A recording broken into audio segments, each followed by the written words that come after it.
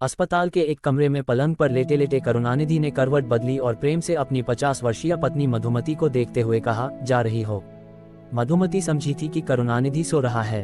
आवाज सुनकर पास आए, उसके माथे पर हाथ रखा, बाल सहलाए और मंद मुस्कान भर कर धीमे स्वर में बोली, जाग गए, अब तबीयत कैसी है, बुखार तो नहीं लगता। करुणानिधि ने किंचित मुस्कुराते हुए कहा, तुम्हारे हाथ रखने से तबीयत तो ठीक हो गई है, पर दिल की धड़कन बढ़ गई है। घबरा कर मधुमती ने उसकी छाती पर हाथ रखा। करुणानिधि ने उसके हाथ पर अपना हाथ रखकर दबा दिया। मधुमती समझ गई और बोली, फिर वही हरकत, अस्पताल में बिस्तर पर लेटे लेटे भी वही सोचता है। कोई देख लेगा तो क्या कहेगा। करुणानिधि ने बिना हाथ छोड़े कहा, देख लेगा तो क्या कहेगा। यही न कि पति ने पत्नी का हाथ पकड़ रखा है या पत्नी ने पति का। इसमें डरने या घबराने की क्या बात है। अब तो उम्र बीत गई, अब भी सबसे, दुनिया से डर लगता है।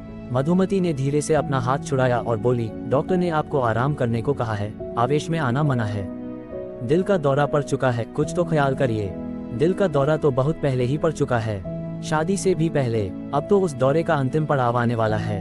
मधुमती ने उंगली रखकर उसका मुंह बंद किया और फिर सामान उठाकर घर चलने लगी। वह चलते हुए बोली, दोपहर को आऊंगी, जरा घर की व्यवस्था देख आऊं। करुणानिधि ने उसकी पीठ देखते हुए फिक्रा कसा, हाँ, घर को तो कोई उठा ले जाएगा, बस घर ही घर, तुम्हारा तो वही सब कुछ रहा है। मधुमती बिना कोई उत्तर दिए कमरे से बाहर चली गई। डॉक्टर ने कह दिया था कि करुणानिधि से बहस नहीं करनी है। उसके जाते ही करुणानिधि थोड़ी देर छत की ओर देखता रहा। चारों तरफ शांति थी। धीरे धीरे उसकी आंखें मुंदने लगीं। पिछला सारा जीवन उसकी आंखों के सामने आ गया, प्रेम भरा, मद भरा जीवन। शादी से पहले ही मधुमती से उसे प्रेम हो गया था। शादी के बाद के शुरुआती वर्ष तो खूब मस्ती से बीते, बस प्रेम ही प्रेम, सुख ही सुख, चैन ही चैन। वे दोनों अकेले रहते थे। मधुमती प्रेम कला से अनभिज्ञ सी थी, पर धीरे धीरे वह विकसित होने लगी। मौसम उनका अभिन्न मित्र और प्रेरक बन गया। वर्षा, शरद और बसंत जैसी ऋतुएं उन्हें आलोड़ित करने लगीं। होली तो वे दोनों सबसे खेलते, पर पहले एक दूसरे के अंग प्रत्यंग में रंग लगाना, पानी की बौछार डालना, जैसे कृष्ण और राधा होली खेल रहे हों। दिवाली में साथ साथ दिए लगाना और जलाना, मिठाई खाना और खिलाना। दिवाली के दिन विशेषकर एक बंधी हुई रीति थी। मधुमती करुणानिधि के सामने अपनी मांग भरवाने खड़ी हो जाती थी। कितने प्रेम से हर वर्ष वह उसकी मांग भरता था। याद कर करुणानिधि की आंखों से आंसू ढलक गए, प्रेम के आंसू। वे दिन थे जब प्रेम प्रेम था, जब प्रेम चरमकोटि पर था। एक दिन की जुदाई भी असहनीय थी। कैसे फिर साथ हो, वियोग जल्दी से कैसे दूर हो, इसके मंसूबे बनाने में ही जुदाई का समय कटता था। वे अविस्मरणीय दिन बीतते गए। अनंत काल तक कैसे इस उच्च स्तर पर प्रेमालाप चल सकता था। फिर बच्चे हुए। मधुमती का ध्यान बच्चों को पालने में बनता। बच्चों के साथ ही सामाजिक मेलजोल बढ़ने लगा। बच्चे बड़े होने लगे। मधुमती उनकी पढ़ाई में व्यस्त, उनको स्कूल के लिए तैयार करने में, स्कूल के बाद खाना खिलाने, पढ़ाने में व्यस्त। घर सजाने का उसे बहुत शौक था। घंटों सफाई सजावट में बीत जाते। उद्यान लगाने का भी शौक चढ़ गया था। कभी किसी से मिलने चली गई, कभी कोई मिलने आ गया और कभी किसी पार्टी में जाना पड़ता। रिश्तेदारों से भी मिलना मिलाना जरूरी था। मधुमती के पास करुणानिधि के लिए बहुत कम समय रह गया। इन सब कामों में व्यस्त रहने से वह थक भी जाती। उनकी प्रेमलीला शिखर से उतरकर एकदम ठोस जमीन पर आकर थमसी गई। जीवन की वास्तविकता ने उस पर अंकुश लगा दिए। ये बात नहीं थी कि करुणानिधि व्यस्त नहीं था, वह भी काम में लगा रहता। आमतौर पर रात को देर से भी आता, पर उसकी प्रबल इच्छा यही रहती कि मधुमती से प्रेम की दो बातें हो जाएं। पर अक्सर यही होता कि बिस्तर पर लेटते ही मधुमती निद्रा में मग्न और करुणानिधि करवटें बदलता रहता, झुंझलाता रहता। ऐसा नहीं था कि प्रेम का अंत हो गया था। महीने में 2-3 बार सुस्त वासना फिर तीव्रता से जागृत हो उठती। थोड़े समय के लिए दोनों अतीत जैसे सुहावने आनंद में पहुंच जाते, पर कभी भी ही थोड़ी देर के लिए ही। करुणानिधि मधुमती की मजबूरी समझता था, पर पूरी तरह नहीं। पूरे जीवन में उसे यह अच्छी तरह समझ नहीं आया कि व्यस्त रहते हुए भी उसकी तरह मधुमती प्रेमालाप के लिए कोई समय क्यों नहीं निकाल सकी। उसे तिरछी मधुर दृष्टि से देखने में, कभी स्पर्श सुख देने में, कभी भी आलिंगन करने में कितना समय लगता था। कभी भी उसे ऐसा लगता जैसे उसमें कोई कमी है। वह मधुमती को पूरी तरह जागृत करने में असफल रहा है, पर उसे कोई तसल्ली बख्श उत्तर कभी न मिला। समय बीतता गया। बच्चे बड़े हो गए, उनकी शादियां हो गईं। वे अपने अपने घर चले गए, लड़के भी लड़कियां भी। घर में दोनों अकेले रह गए। तब करुणानिधि को लगा कि अब समय बदलेगा। अब मधुमती उसकी ज्यादा परवाह करेगी, उसके पास ज्यादा समय होगा। अब शादी के शुरू के वर्षों की पुनरावृत्ति होगी। पर उसकी यह इच्छा ही बनकर रह गई। स्थिति और भी खराब हो गई, क्योंकि मधुमती दामादों, बहुओं व अन्य संबंधियों में और भी व्यस्त हो गई। बेचारा करुणानिधि अतृप्त प्रेम के कारण क्षुब्ध दुखी रहने लगा। मधुमती उसके क्रोध दुख को फौरन समझ जाती, कभी भी उन्हें दूर करने का प्रयत्न भी करती, पर करुणानिधि को लगता ये प्रेम वास्तविक नहीं है। पिछले 20 वर्षों में कई बार करुणानिधि ने मधुमती से इस बारे में बात की। बातचीत कुछ ऐसे चलती। करुणानिधि कहता, मधुमती तुम्हारे प्रेम में अब कमी आ गई है। वह कैसे? मुझे तो नहीं लगता प्रेम कम हो गया है। आपका प्रेम कम हो गया होगा, मेरा तो और भी बढ़ गया है। ये तुम कैसे कह सकती हो? शादी के बाद के शुरुआती वर्ष याद नहीं हैं? कैसे कैसे, कहाँ कहाँ, कब कब, क्या क्या होता था? इस पर मधुमती कहती, वैसा हमेशा कैसे चल सकता है? उम्र का तकाजा तो होगा ही।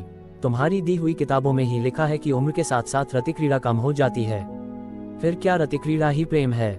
उम्र के साथ साथ पति पत्नी साथी मित्र बनते जाते हैं, एक दूसरे को ज्यादा समझने लगते हैं। समय बीतने पर पास पास चुप बैठे रहना भी, बात करना भी प्रेम को समझने समझाने के लिए काफी होता है। किताबों में ये भी तो लिखा है कि इसके अपवाद भी होते हैं और हो सकते हैं। मैं उसका अपवाद हूँ। इस उम्र में भी मेरे लिए सिर्फ पास पास गुमसुम बैठना काफी नहीं है। तुम अपवाद क्यों नहीं बन सकती हो? ऐसे में मधुमिता कुछ नाराज होकर कहती, तो आप समझते हैं मैं आपसे प्रेम नहीं करती। दिन भर तो आपके काम में लगी रहती हूँ। आपको अकेला छोड़कर माँ बाप, बेटों, लड़कियों के पास बहुत कम जाती हूँ। किसी पर पुरुष पर कभी नजर नहीं डाली। आपसे प्रेम न होता तो ये सब कैसे होता? बस यही तो तुम्हारी गलती है। तुम समझती हो प्रेमी के जीवन के लिए यही सब कुछ काफी है। पारस्परिक आकर्षण कायम रखने के लिए इन सब की जरूरत है। इनके बिना प्रेम का पौधा शायद फल फूले नहीं, शायद शुष्क हो जाए, पर इनका अपना स्थान है। ये वास्तविक प्रेम शारीरिक सन्निकटता का स्थान नहीं ले सकते। मैंने भी कभी परस्त्री का ध्यान नहीं किया, कभी भी किसी अन्य स्त्री को प्रेम या वासना की दृष्टि से नहीं देखा। मैं तो तुम्हारी नजर, तुम्हारे स्पर्श के लिए ही तरसता रहा हूँ, और तुम इस पर कभी गौर ही नहीं करती। किताबों में लिखा है या नहीं कि पति के लिए स्त्री को वेश्या का रूप भी धारण करना चाहिए। करुणानिधि की इस तरह की बात सुन मधुमती तुनक कर जवाब देती, मैं और वेश्या? इस अधेड़ उम्र में आपका दिमाग प्रेम की बातें सोचते सोचते सही नहीं रहा। उम्र के साथ संतुलन भी तो रखना ही चाहिए। आप मेरी नजर को तरसते रहते हैं, मैं तो आपकी नजर का ही इंतजार करती रहती हूँ। आपके मुंह के रंग से, भावभंगिमा से, इशारे से समझ जाती हूँ कि आपके मन में क्या है। मधुमती, यही अंतर तो तुम्हारी समझ में नहीं आ रहा। नजर को मत देखो, नजर में देखो। कितना समय हो गया है आंखें मिलाकर एक दूसरे को देखे हुए। तुम्हारे पास तो उसके लिए भी समय नहीं है। आते जाते कभी देखो तो फौरन पहचान जाओगी कि मेरा मन तुम्हें चाहने को, तुम्हें पाने को कैसे उतावला रहता है, अधीर रहता है। पर तुम तो शायद समझकर भी नजर फेर लेती हो। पता कैसे लगे? बताऊं कैसे? जैसे पहले बताते थे, पहले रोककर। कभी आप मेरी आंखों में नहीं देखते थे, कभी हाथ नहीं पकड़ते थे। अब वह सब क्यों नहीं करते? वह भी तो करके देख लिया, पर सब बेकार है। हाथ पकड़ता हूं तो झट से जवाब आता है, मुझे काम करना है या कोई देख लेगा। झट हाथ खींच लेती हो या करवट बदल कर सो जाती हो। मैं भी आखिर स्वाभिमानी हूँ। जब वर्षों पहले तय कर लिया कि किसी स्त्री के साथ, पत्नी के साथ भी जबरदस्ती नहीं करूंगा, क्योंकि उससे प्रेम नहीं पनपता, उससे प्रेम की कब्र खुदती है, तो फिर सिवा चुप रहने के, प्रेम को दबा देने के, अपना मुंह फेर लेने के और क्या शेष रह जाता है? तुम साल दर साल और भी बदलती जा रही हो। हमारे पलंग साथ साथ हैं, 2 फुट की दूरी पर हम लेटते हैं, पर ऐसा लगता है जैसे मीलों दूर हो। मीलों दूर रहना फिर भी अच्छा है, उससे विरह की आग तो नहीं भड़केगी। उसके बाद पुनर्मिलन तो प्रेम को चरम सीमा तक पहुंचा देगा, पर पास पास लेटें और फिर भी बहुत दूर, इससे तो पीड़ा और भी बढ़ती है। कभी भी लेटे लेटे यदि सोई न हो तो मुझे आशा बंधती कि शायद आज कुछ परिवर्तन हो, पर तुम घर की, बच्चों की बात शुरू कर देती हो। ऐसी बातें कई बार हुई। कुछ समय तक कुछ परिवर्तन होता, पुराने दिनों, पुरानी रातों की फिर पुनरावृत्ति होती, पर कुछ समय बाद करुणानिधि फिर उदास हो जाता। जब से मधुमती ने 50 वर्ष पार किए थे, तब से वह और भी अलग थलग रहने लगी थी। करुणानिधि ने बहुत समझाया, पर वह कहती, आप तो कभी बुरे नहीं होंगे। पर मैं तो हो रही हूँ। अब वानप्रस्थ संन्यास का समय आ गया है। बच्चों की शादी हो चुकी है, अब तो कुछ और सोचो। मुझे तो अब शर्म आती है। पति पत्नी के बीच शर्म किस बात की? करुणानिधि झुंझलाकर कहता, मुझे पता है तुम्हारे चेहरे पर झुर्रियां पड़ रही हैं, मेरे भी कुछ दांत निकल गए हैं। तुम मोटी भी हो रही हो, मैं भी बीमार रहता हूँ, पर इससे क्या होता है? मेरे मन में तो तुम वही और वैसी ही मधुमती हो जिसके साथ मेरा विवाह हुआ था। मुझे तो अब भी तुम वही नई दुल्हन लगती हो। अब भी तुम्हारी नजर से, स्पर्श से, आवाज से मैं रोमांचित हो उठता हूँ। फिर तुम्हें क्या कठिनाई है? किस बात की शर्म है? हम दोनों के बारे में कौन सोच रहा है, क्या सोच रहा है, इससे तुम्हें क्या फर्क पड़ता है? अधिक से अधिक बच्चे और उनके बच्चे, मित्र, संबंधी यही तो कहेंगे कि हम दोनों इस उम्र में भी एक दूसरे से प्रेम करते हैं, एक दूसरे का साथ चाहते हैं, शायद सहवास भी करते हैं। तो कहने दो, हमारा जीवन अपना जीवन है, ये तो दोबारा नहीं आएगा। क्यों न प्रेम की चरम सीमा पर रहते रहते ही जीवन समाप्त किया जाए। मधुमती यह सब समझती थी।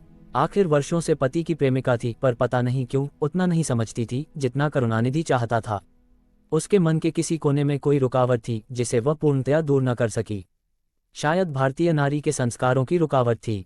अस्पताल में बिस्तर पर पड़ा ये सब सोचता हुआ करुणानिधि चौंका। मधुमती घर से वापस आ गई थी। वह खाने का सामान मेज पर रख रही थी। वैसा ही सुंदर चेहरा जैसा विवाह के समय था, मुख पर अभी भी तेज और चमक।